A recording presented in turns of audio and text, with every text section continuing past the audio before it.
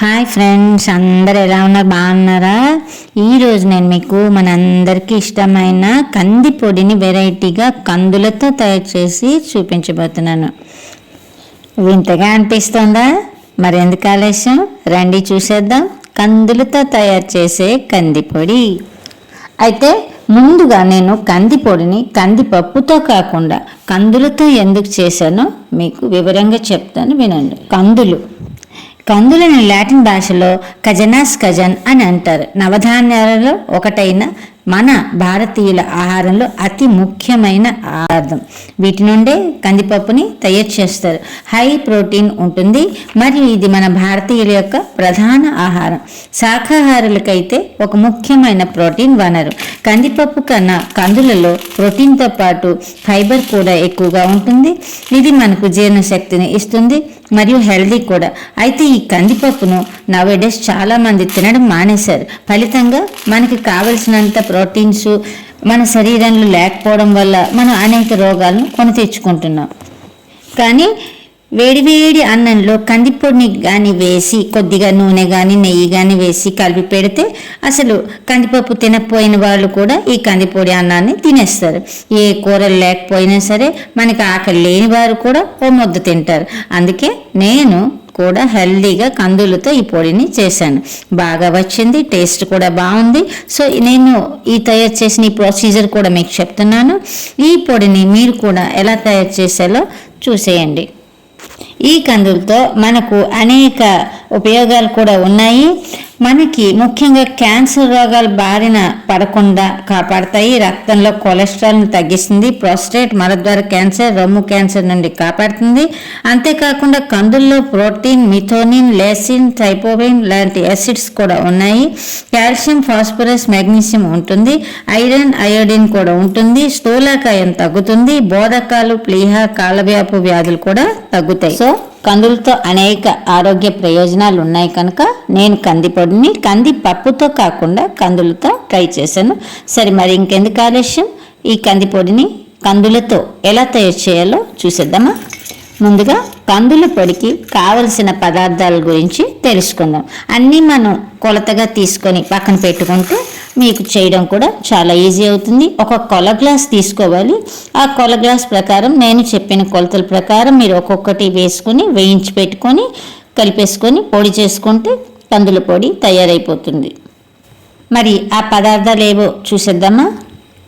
కందులు 1 గ్లాసు, శనగపప్పు 1/2 గ్లాసు, పెసరపప్పు 1/2 గ్లాసు, పుట్నాల పప్పు 1/4 గ్లాసు, మినప్పప్పు 1/4 గ్లాసు, పల్లీలు 1/4 గ్లాసు, జీలకర్ర 2 టేబుల్ స్పూన్లు, ఎండుమిరపకాయలు 100 గ్రాములు, ఇంగువ పొడి లేదా ముద్ద ఇంగువ చిటికెడు, చింతపండు గోళికాయంత, వెల్లుల్లిపాయ 1, ఆవాలు 1 టేబుల్ స్పూన్, కరివేపాకు రెమ్మలు 2, నూనె 2 టేబుల్ స్పూన్స్, కారంగుండ 3 టేబుల్ స్పూన్స్, ఉప్పు తగినంత, పసుపు 2 టేబుల్ స్పూన్లు, మిరియాలు లేదా మిరియాల పొడి ఏదైనా వేసుకోవచ్చు, మన ఇష్టం. ఇవి మనకి కావలసిన పదార్థాలు.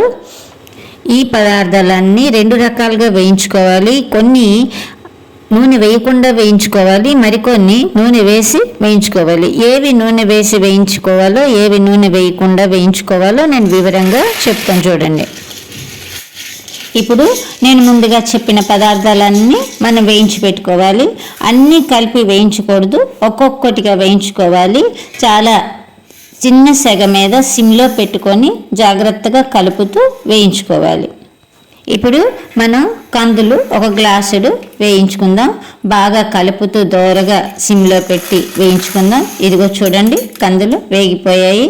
ఇప్పుడు వీటిని పక్కన పెట్టుకోవాలి. అలాగే తర్వాత శనగపప్పు 1/2 గ్లాసు, పెసరపప్పు, పుట్నాల పప్పు, మినప్పప్పు, పల్లీలు, జీలకర్ర ఇలా లైన్గా ఒక్కొక్కటి వేయించుకుంటూ అన్నీ వేయించిన తర్వాత కలిపేసి పెట్టుకున్నా పర్వాలేదు, మాడిపోతే టేస్ట్ బాగుండదు.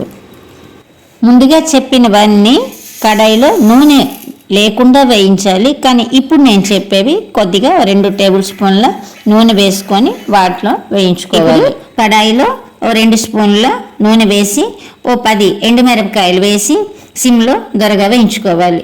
అందులో 10 వెల్లుల్లి రెమ్మలు వేసి వేయించాలి. వెల్లుల్లి వాసన నచ్చని వాళ్ళు వేయకపోయినా పర్వాలేదు. ఇందులోనే ఒక చిటికెడు ఇంగువ పౌడర్ లేదా ముద్ద ఇంగువ ముక్కైనా వేసి వేయించుకోవాలి.